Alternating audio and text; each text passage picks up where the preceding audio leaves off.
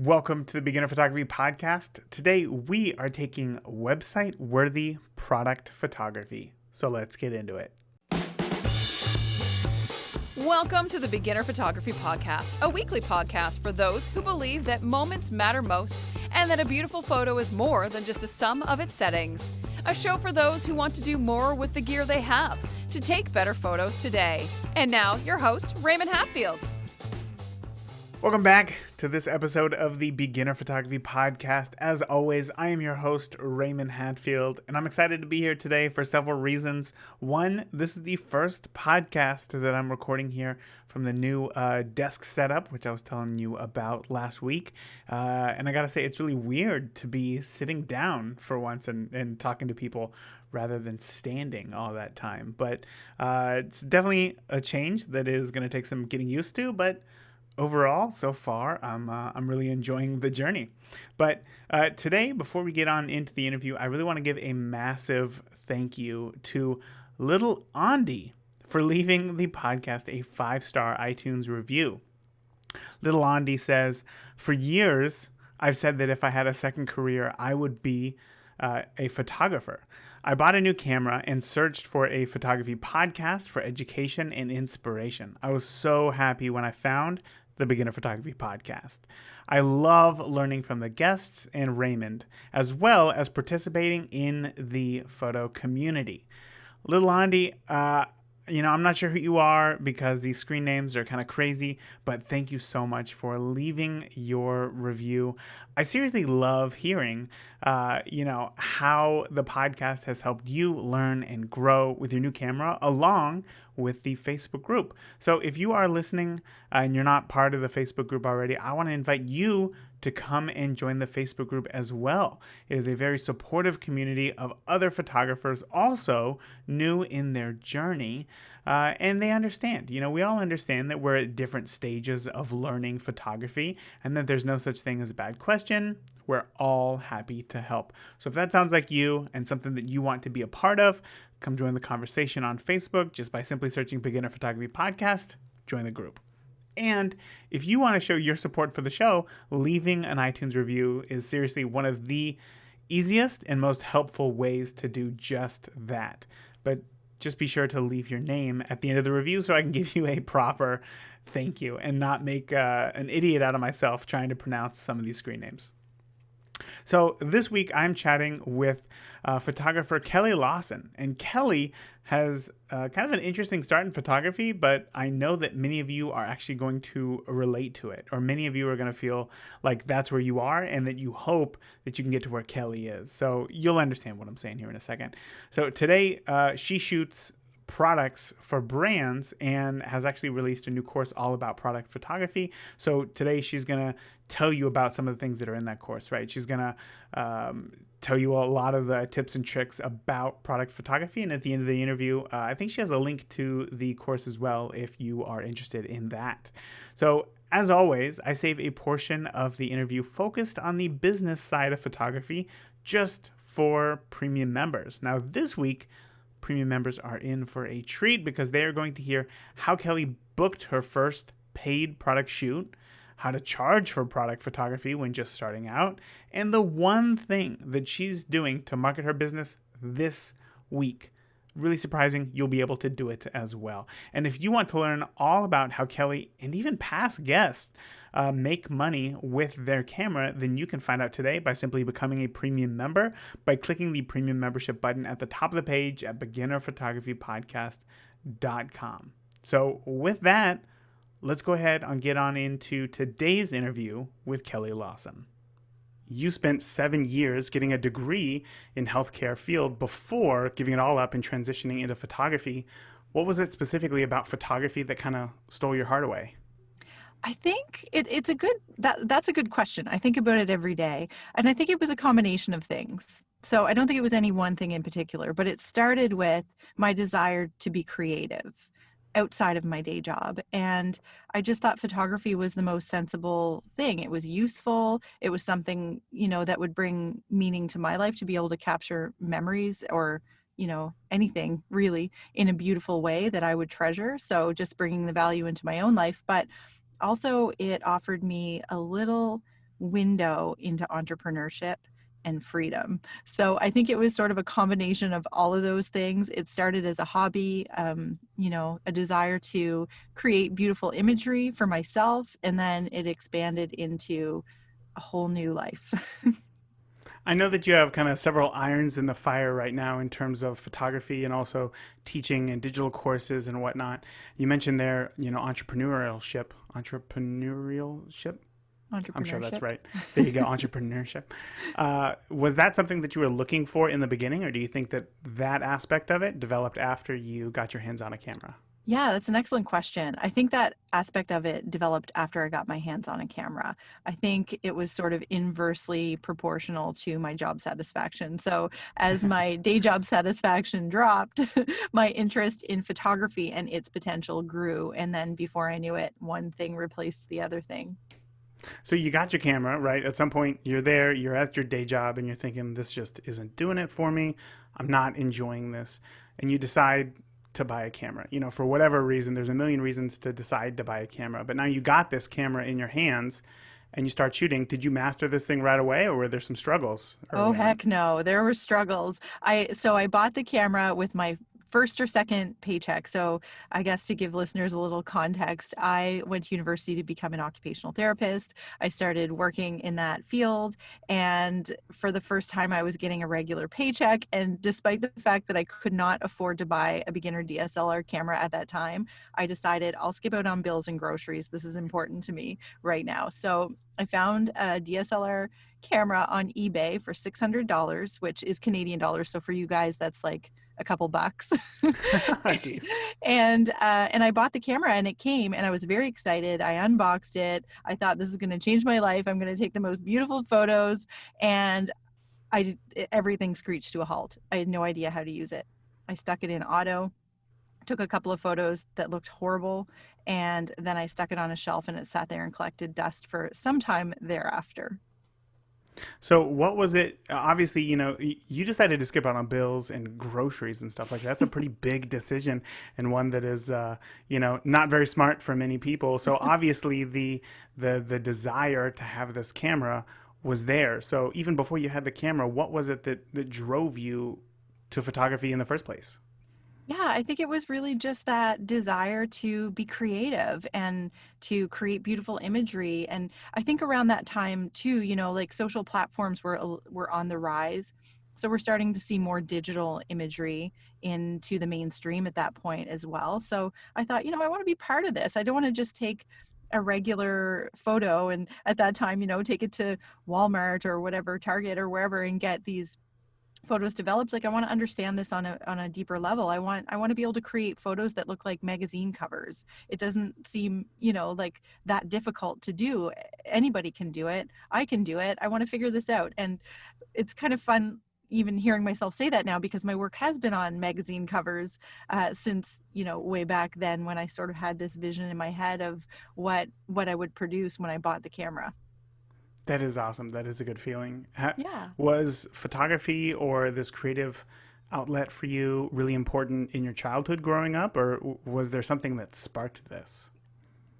Yeah, I mean, like as a child, I wouldn't have even thought of it. The only, I love flipping through those old photo albums, by the way. Mm-hmm. So my dad did have a DSLR camera. I'm pretty sure he just used it in auto mode. I don't think he ever really got that into it, but he loved to, have toys and things. So he would take them on family vacations and things like that. It wasn't really necessarily a really big part of my childhood, but I think in hindsight, having the ability to cherish these images and recall these moments in time were really driven by the photos. Without the Mm-hmm. photos, I don't know that I would have those memories. They're so easily lost, and especially in today's busy world, your brain is so full of everything else. Like, how would you remember that family vacation that you took in the old tent camper on that weekend in the fall? So I think that definitely there's like a deeper value to having photos for me that maybe I haven't quite untapped until right now.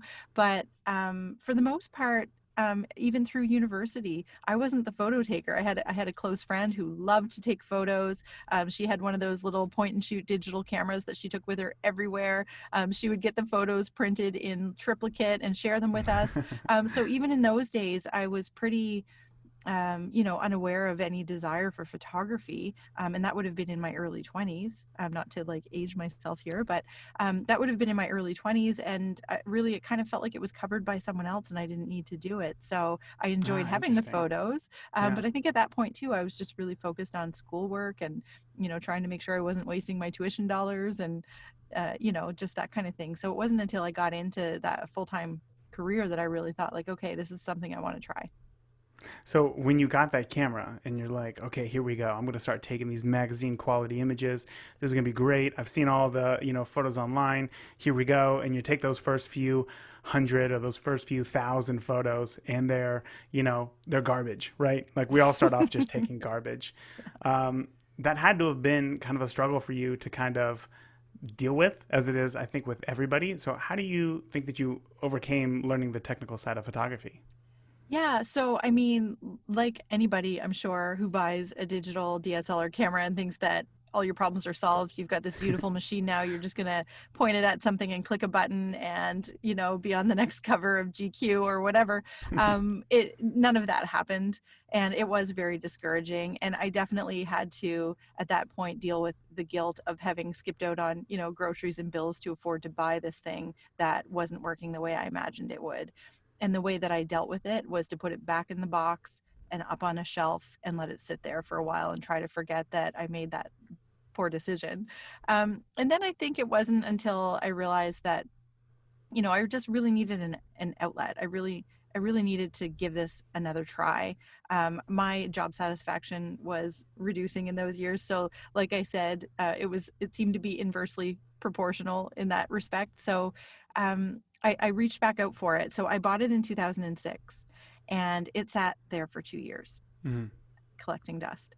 And in 2008, and by the way, in the meantime, I bought another lens because I thought that would solve the problem. I was like, okay, this isn't working. Like, what else do I need to do? So I walked into our local camera store and I said, I bought this Canon Rebel and it had the kit lens on it. And I was like, it's just not doing what I thought it would. What should I do? And they happily sold me, I'm trying to think of what lens it would have been. It didn't last very long anyway, but they happily sold me, it was some type of a zoom lens for $300 or $400. And I put that on thinking, here we go. Still no. Still no, yeah. Record scratch.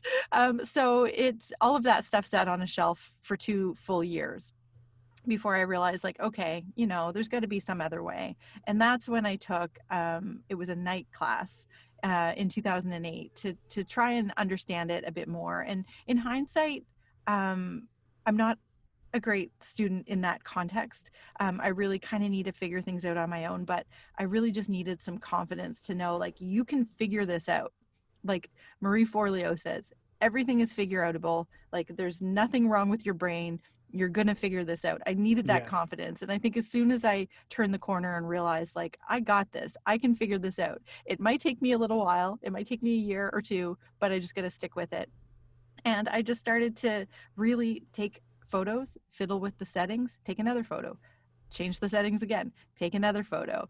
And now in hindsight, when I think about it, as soon as somebody said to me, you should buy a nifty 50 lens, that changed things for me as well. As soon as I had the ability to really see the difference in the camera settings, and like the nifty 50 lens is a gift, in my opinion, to the photography industry because I agree. It's affordable and it's versatile, and you can finally get to see the impact of changing your aperture setting, for example. And now that I'm talking about it, that actually changed things for me. I bought that nifty 50 lens at the time. I think it cost 120 Canadian dollars, which again is like a couple of bucks for you guys. No, it was the same price here. And well, it's more now. I think it's closer to $200 now. And that really changed things. I went, wait a second. Now I can get creative. Now I can start to understand how all of these exposure aspects work together and how I can control the light a little bit more. And that's when things really changed. Do you think, can you recall maybe any photo specifically where you had some sort of like aha moment, like, oh, this is all that I needed to do, and then from that point forward, things just kind of worked themselves out? Yeah. So when I was first getting started, I took a lot of photos of my dog. So in the early days, there's a lot of dog photos. And then I decided like, hey, I'm going to like try this a little bit differently. And I did a call out on Facebook for anybody with kids who might like to let me experiment with their children. And of course, everybody, like, there was lots of response for that. Yes. And I did take a photo of a little baby girl. I actually did a blog post about it because I took this photo of a little baby girl. Looking at it now, is not perfect by any stretch, but it was like something that I suddenly felt excited about. It was the moment that I was like, oh my gosh, I did that. That looks like that. And I took it and it looks amazing. And the mother loved it and we all loved it. And it was great. And, I'm happy to share that photo with you if you want to throw it in the show notes. But it really was the kind of that moment that I went like, I think I can do this. I think I got this. And again, it was using that nifty 50 lens with some open shade, natural light, and, that really low aperture setting that just made everything look pretty gorgeous. And yeah, that was definitely like a pivotal moment. I can think of my same photo that was very similar and brought out those same feelings of emotion. And I think that's pretty common among photographers. And as long as you get that first win, that really gives you the confidence to kind of continue on. So I'm glad that you stuck with it and that you didn't just leave the camera up there on that shelf for another year because, who knows where you'd be today. So yeah, I know. Who does know? And like, it's exciting too, because I do host photography workshops and I see that moment happening with people now. Like, I don't know if it has a name or not, but it's the same thing when somebody takes a photo and you can feel them radiating with excitement because they're like, look at this one. And that's when things I think start to change. It's like that little dopamine drip that you get. That's like, hang on, I want to feel that again. Like, let's get this camera back out and see what we can do. Exactly. That's exactly it. So obviously, you started off with getting people in front of the camera, photographing them, children, maybe people. At what point did you transition into something that you work on a lot today, which is product photography? Yeah, well, it was really kind of a combination of things. So as I entered into my world of photography, I also along the way decided that I wanted to dabble in retail. So I opened just all the things. Just all the things. I'm like, I only have this one life. I got to try every career possible out there. But, just part of my love for entrepreneurship, partially born from the love for the city that I live in and wanting to contribute to its vibrancy. I opened a eco fashion boutique and suddenly I have my own products that I'm now adding to, e-commerce websites and things like that, creating an Instagram presence for this business. And I started to look at photography a little bit differently, more from like a product photography standpoint, but also a branding standpoint. And I used all of the photography knowledge that I had in my business, obviously, but it took a little bit of a different spin then. And I started to understand now differently how commercial photography works, specifically when we're selling products. And it was a bit of a different game altogether because I was paying attention to more things than camera settings and proper exposure. I was paying attention to actually targeting a specific audience with what was inside the frame and appealing to that audience. And so then, I delved into the world of product photography through that business. Fast forward a couple of years, I sold that business because I had way too much on the go. I couldn't handle all of the things. It was definitely overwhelming. But in that couple of years, other businesses that were sort of within my network were like, we need to learn product photography from you. We love the way you do it. We love seeing the traction that you're getting. Like, how do we recreate this magic for ourselves? And I was like, hey, girlfriend, like, I'll show you. Like, just come on over to my studio. So I started like that. And then the next thing, the demand increased and I was doing like 8 to 10 people workshops. And that all kind of started to feel overwhelming as well. And I thought, hey, what if I turn this into a digital product that's a little easier to deliver than the in-person type of workshop? And so that's kind of the evolution that led me to creating a product photography digital course that helps the same types of people, but from kind of all over the world to teach, or sorry, I'm going to re-say that. To learn. So I created a digital course that helps people outside of just my geographic network to create beautiful product photos for their businesses. Let me write that down real quick. Sorry. So obviously, shooting products, this kind of evolved naturally. It sounds. It wasn't something that you kind of sought out to do, and I don't think that product photography, for many people is a hobby that they get excited for, right? Most people get into photography for, taking pictures of their kids or their dogs or, family events, things like that, right? Landscapes. So how was that transition for you? Was this able to still kind of fulfill your creative bucket that you were looking to replace when you were at your previous day job? Yeah, definitely. So here's the thing. I love teaching. My mother was a teacher for like her entire working career, and she always discouraged me from teaching. She said, "Your life will be run by buzzers," because she was a high school Mhm. teacher. She says, "Don't do it. Like, don't get dazzled by the summers off. Don't let any of that fool you. It's a horrible career choice." And I don't agree with her, for the record. These are her words, not mine. For that reason, I always just kind of turned my back on anything education. I thought, this is just isn't going to be for me. And I love teaching. So when I started to teach this to people and see their excitement for what they were doing, and I think people do get excited by product photography because I've seen it. And I think for folks, like for myself, I felt that excitement with my own business because I thought I get to create this visual brand for my business. That's exciting. Like the marketing side of things for me got me very jazzed up, like understanding the customer that I'm talking to and then understanding on a deeper level what appeals to them in photographs was very exciting for me. And I think in today's age, like we'll say in COVID times even, a lot of businesses needed to shift everything online. So a lot of businesses were suddenly needing to rethink how they were getting their products in front of their audiences. And it's not always viable to hire a professional photographer every time you need to do that. So there was definitely some excitement for the digital course for product photography, even though it doesn't sound sexy or anything like that. I think people got it right away. They knew that it was something that they were going to need in their businesses. They knew it was a skill that they were going to need to have in-house, especially again during COVID times. And for the most part, product photography isn't just, like splashing some cologne into water at a high shutter speed with great lighting anymore. It's something that most e-commerce businesses need. And it's also with the kind of the rise of influencer marketing and influencers online, we're not just advertising products that we make ourselves anymore or that we're selling ourselves. Now we've got a whole host of people that need to understand how to take beautiful product photos for their affiliate marketing efforts, for example. Yeah, there's definitely a use for product photography, and I'm sorry if my question came off as if to downplay the importance of product photography, because obviously it's very important.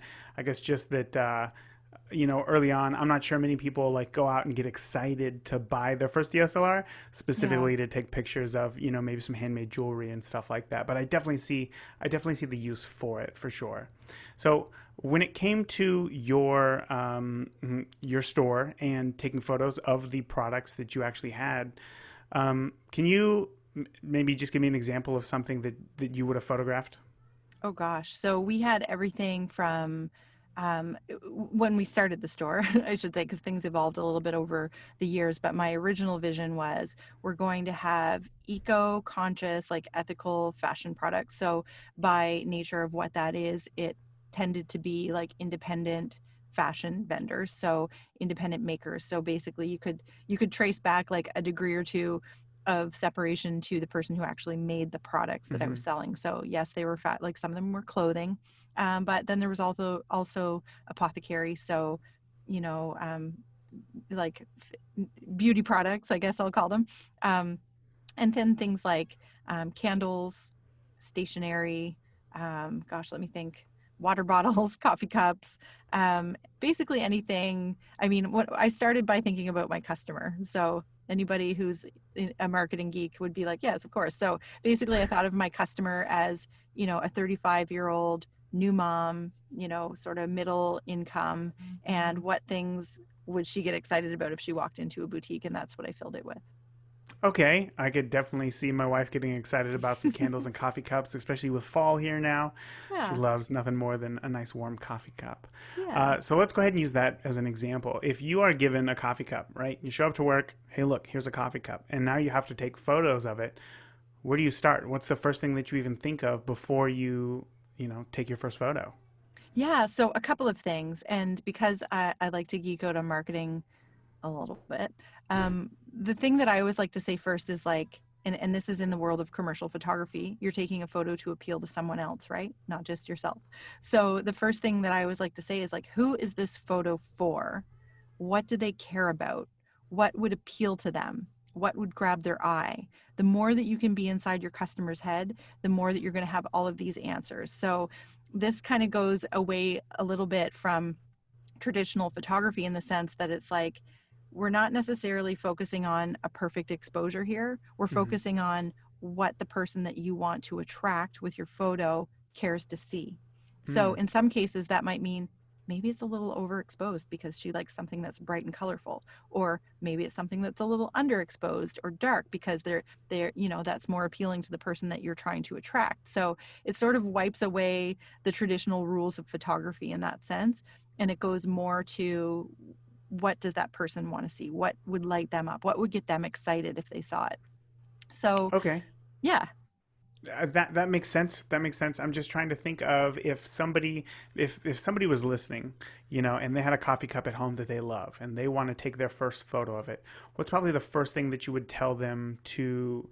Obviously, I understand. You got to figure out who the photo is for, but Yep. maybe from a exposure standpoint, like as you're about to take the photo, what's that first thing that you're going to do or collect or think about and bring into the frame? What is that? Yeah, so now I understand your question is definitely I more ask bad tactical. questions. I No, apologize. it's all good. It's all good. I actually just made a Facebook Live video about this exact thing just yesterday. So, basically, what I encourage beginner photographers to do if they're taking product photos is the first step is to start to try to understand light. And I always like to say, like, forget about your device, because I know that a lot of my students, the first thing that they'll do, so I've got retailers, let's say, for example, that are my product photography students.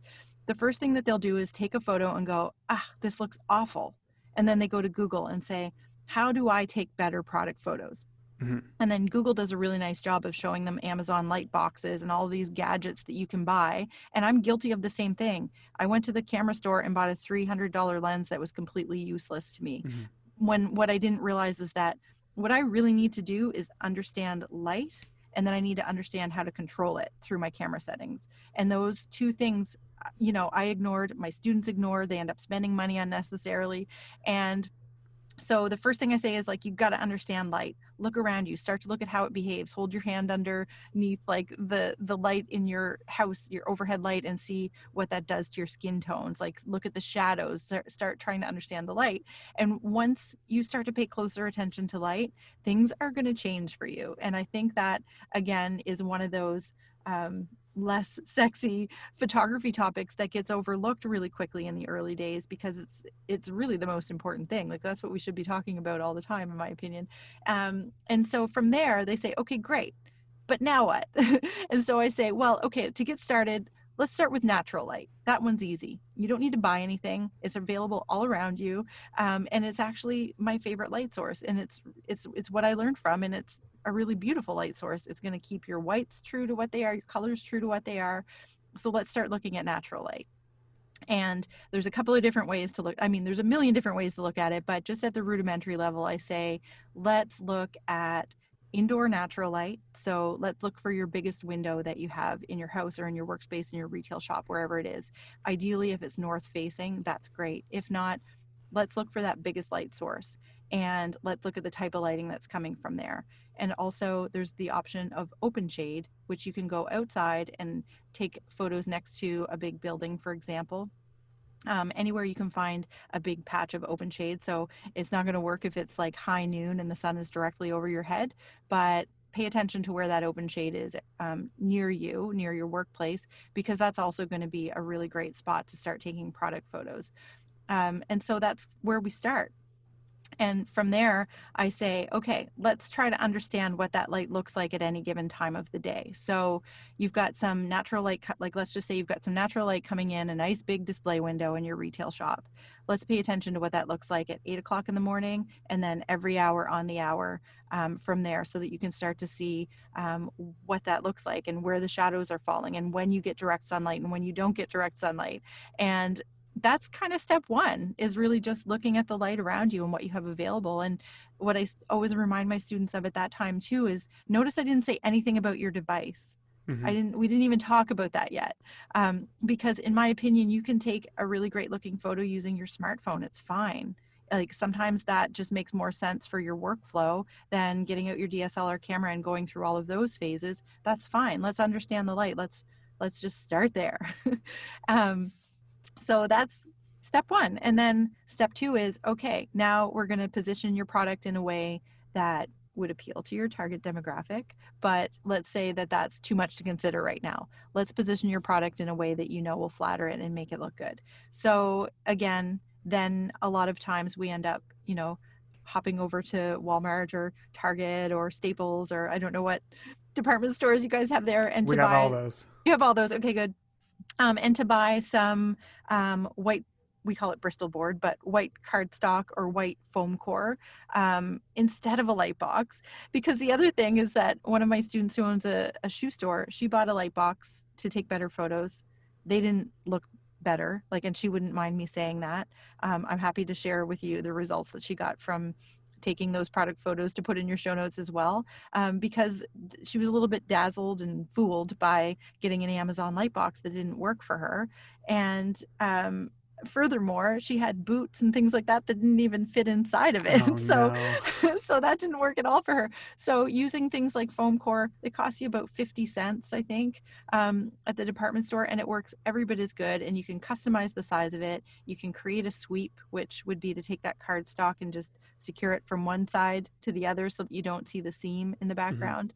And that's really kind of the best place to start, in my opinion, I think, for product photos. Then you're taking a product photo using natural light that has a white background that has lots of use. Sounds boring, but it has lots of use. Like, where's that photo going to live? Sometimes they live on line sheets for salespeople. Sometimes they're, just going to be on your Etsy shop or on your whatever e-commerce platform you use. And sometimes just having the most basic white background product photo is what you need.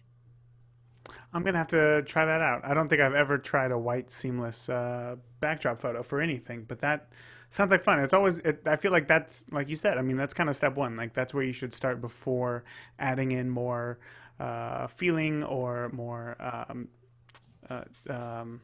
don't know, props, I suppose, to really enhance the appeal of a photo. But that kind of brings me into this next question that I have, which is, as a wedding photographer, I love taking pictures of people because, especially at a wedding, they're happy. They're always, this is literally like the happiest day of their life. And that emotion on their face is very easy to capture because they're going to have it naturally. So for something without any sort of expression or emotion, like a coffee cup, what do you do to deliver different sorts of looks? Yeah, that's an excellent question. I'm happy that you asked it. So there's all kinds of things that you can do with camera angles and with exposures that can still convey an emotion or a perspective that you may not consider day to day. So for example, if you're taking a photo of a coffee cup and you take it from a slightly lower angle than at, I guess, I don't know if I can say eye level because it's a coffee cup, like where is it sitting? But if you Where's its angle, eyes? yeah, where's its eyes? But if you're angling it slightly beneath the coffee cup, so it's a bit of an upward angle, well, that communicates authority and power. And the same is true of people. So camera angles, like, never underestimate the power of camera angles because they can convey all kinds of things. And I always like to tell my portrait clients things like this too, because I don't know about you, but when you're taking photos of people and they have all kinds of insecurities, like, let's just say, as Yes. photographers, as soon as you get out the camera and you're about to take a photo of a person, they start to unload their insecurities. And so there's like a little bit of a psychological exercise, I think, that comes into play when you're photographing people, for sure. But the first thing that they'll want to do if they're insecure about maybe some extra skin under their chin is to stick it out like this. And so then I always kind of have to go through like a little bit of a chat about how the camera perceives things. And basically at the most like rudimentary level, I say whatever is closest to the lens is going to appear the largest. So if you're like, I know people can't see me, but if you're sticking your chin out like this to try to eliminate any extra skin that's there, now what's the closest thing to the camera? It's your chin. It's just going to look really big, and I know that that's not what you want. So the goal is always to get whatever you want to be the most prominent, closest, or the most prominent closest to the lens. So if you're angling it down a little bit, it just kind of gives it that look of authority, even though it's an inanimate object. Mm-hmm. And then conversely, if you're photographing it slightly from above, that conveys like a little bit more of a submissive thing. So for like, I guess to give it context with a person, if you're, and people do this a lot, I see it all the time, I'm sure everybody does, but people love to take their selfie from slightly above, and that's fine. There's nothing wrong with that. That does a lot of good things to like even out, fine lines and wrinkles and bring extra skin back and whatever. And it also helps to spill light evenly over your face. Like it creates those beautiful catch lights in your eyes. It does all kinds of good things, but it also conveys submission. So if that's something, and I know like we're getting into the psychology of photos here a little bit, but just consider if that's how you're taking a photo, if that's the message that you want to convey with the subject matter of your photo. That's something that I was taught in film school as well. I mean, just the power of those camera angles. I'm glad that you specifically spoke to that, especially for something, as we said, like a coffee cup, that you wouldn't normally think of these things. Who's going to think of a coffee cup as an authority figure or a submissive figure? Yeah. But you're 100% right. I know personally, I take all of the photos of my kids at like waist level. Like the camera that I have is at my waist level, because I want them to look at themselves as having, as not being less than, as being an equal to people, because most people take photos of their kids looking down. And maybe that's where we get this idea that, something smaller than me, I can kind of control it or take over. But like you said, I mean, that's where it really does get into the psychology of photography. And maybe that's a lot for today. So I want to move on a little bit now, which is, I know that, as you said, you started with taking product photos for your own products, but then eventually other retailers, other business owners started coming to you for you to take photos. So I want to know, I want you to tell me kind of about that first paid product client photo shoot that you had. How did you find them, and then how did it go? Hey, we're going to get right back into this week's interview, but I wanted to share a story with you really quick about this week's podcast sponsor, the Contract Vault, and how I could have saved myself hundreds of dollars if I would have invested in protecting myself legally when I first got started. So early on in my wedding photography, I booked a wedding where a couple chose my wedding package with 8 hours of wedding coverage. Super nice couple, wonderful wedding day. I had a blast. Now, they had planned at the end of the night a sparkler exit send-off right from midnight. But come wedding day, 10 p.m. that night, many of their guests had just started leaving. It was kind of cold. The crowd was kind of older. So they decided to push up their exit at the end of the night 2 hours early. Now, after they got back from their honeymoon, they asked for a refund for the 2 hours that they didn't use me for. And they pointed to my own contract, which at the time was just some general contract that I found on Google that I thought would work for me, which stated that I would provide coverage for no less than 8 hours. So I painfully had to refund them for the 2 hours of coverage that I promised. Now, early on in my, business, I just wasn't that great with money, so I still had to come up with that extra amount of cash to give them the refund. Now, that is where this week's sponsor, the Contract Vault, comes in. When it comes to the legal stuff, 2 simple words could have saved me more than $400. But how was I supposed to know? I love photography. I didn't go to law school. The Contract Vault provides all access to reliable contract templates specific to the photography industry. On top of the contracts, you get access to the members-only Facebook group where Andrea Sager, the founder, goes live every single month to teach you about the legal stuff that can help better protect your photography business. I'm happy to say that I found the Contract Vault and no longer wonder if I'm protected. You can sign up for the Contract Vault and get 20% off your first month when you use the promo code BPP. That's BPP for Beginner Photography Podcast. So get your hands on the contract templates and the legal knowledge that you need to protect your business. Again, that's promo code BPP for 20% off your first month at thecontractvault.com. All right, let's get back into this week's interview. Yeah, it's interesting because I was actually talking with a photographer this morning who wanted specifically like a little bit of help in marketing their business, and they mentioned, that they're trying to be on all these social platforms, that they're also trying to do like these lives, and that they're also trying to be in person. And I thought to myself, like, you're doing so much here. Like, why not just focus on just a few things and get really good at those right now before you start to grow and do those? So thank you so much for sharing, obviously being open about what it is that you're doing this week to grow your business, but also talking about those things like charging for photography, which can just be a difficult conversation to have with people. And I think, again, that you broke it down really easy to understand. So thank you. So going forward, it's my pleasure. I want to know, what is a common sign that you see of a product photo taken by a beginner photographer versus somebody who's a little more seasoned in product photography? I love that question. More than one light source. So in my product photography course, I teach right out of the gate, and I probably should have said this when I was talking about it earlier, but start with one light source. Just start with that. And so what that means is, if you're taking your photo from inside, say your living room or your workspace or your office or your retail location or whatever, that means flip off all the light switches, because otherwise you're going to be dealing with more than one light source, and that's going to create all kinds of challenges for you. So often what I'll see, if I'm looking at a photo that I'm like, okay, that I'm sure that this photo didn't go the way the person intended it to go, or I guess I'm projecting, because I'm thinking, if I took that photo, I probably would have been unhappy with XYZ. And usually what the XYZ is color casting. So I'll see a lot of tungsten color casting in product photos, and I know that the photo was taken from somewhere where the person wasn't fully in control of the light. And basically the result of a lamp or an overhead light inside your house or your workspace will create color casting. And nowadays with LED lights, there's all kinds of colors of lights on the market, and you got to be careful, because those throw color around, and you may not realize it until you've got this product photo that isn't making you very happy.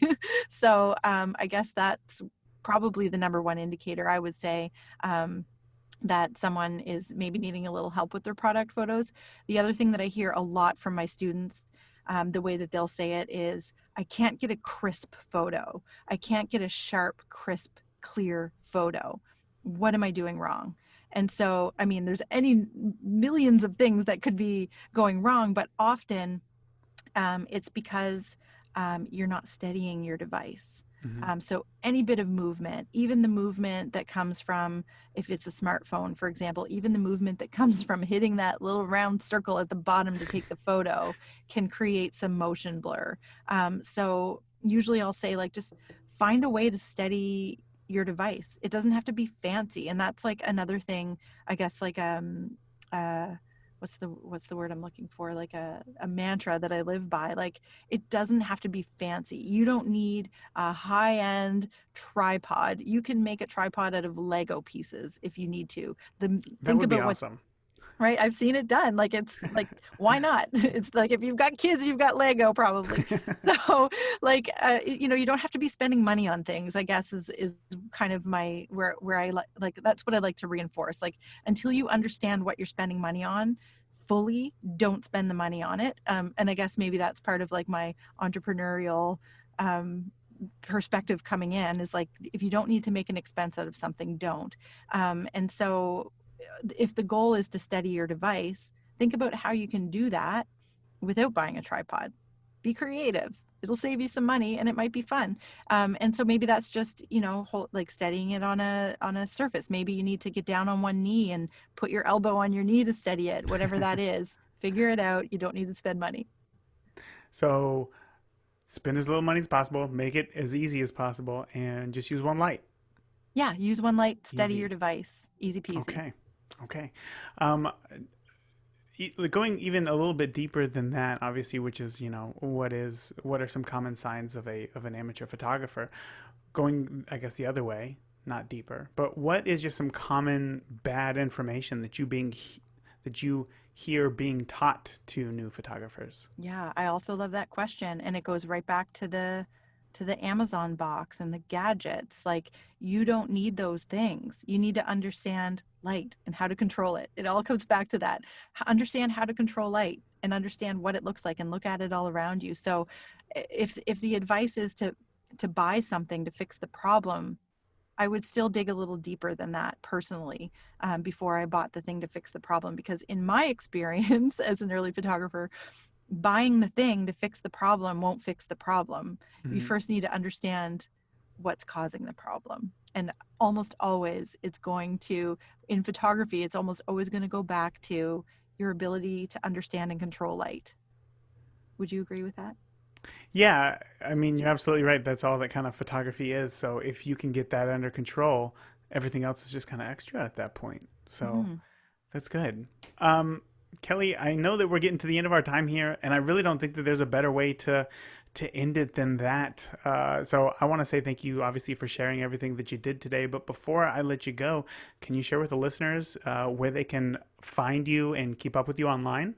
Yeah, of course. So I hang out on Instagram. You can find me there at Kelly S. Lawson. I was late to the Instagram game, so I didn't actually get my name.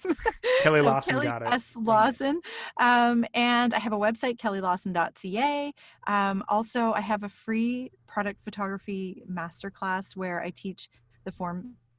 I'm going to say that again, where I teach the 4-step framework for taking a beautiful product photo that will get your audience excited. And you can find that at kellylawson.ca/masterclass. My biggest takeaway from this interview with Kelly was just obviously that, kind of no matter where you're at in life, you can always choose to do something new. And that even applies to photography, honestly. I mean, I've been shooting weddings for 10 years, but maybe I want to shoot something else. Is that a bad thing? I don't think so. No, it's not. And if you want to change things up, then just change things up. If it feels right to you, just go ahead and do it, And if you don't like it, then you can always go back. Just be like Kelly and just rock whatever it is that you decide to do. So again, really awesome interview here today with Kelly Lawson.